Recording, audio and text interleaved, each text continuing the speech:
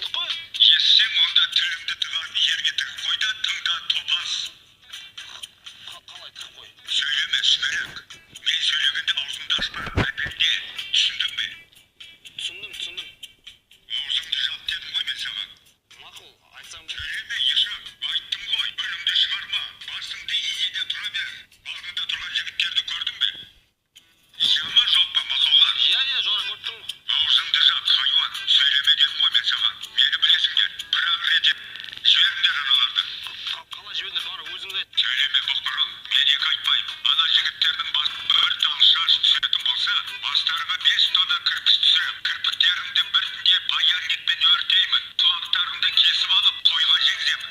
32 тісіңді жұлып алып, моншақ қып тізіп, мойныңа іліп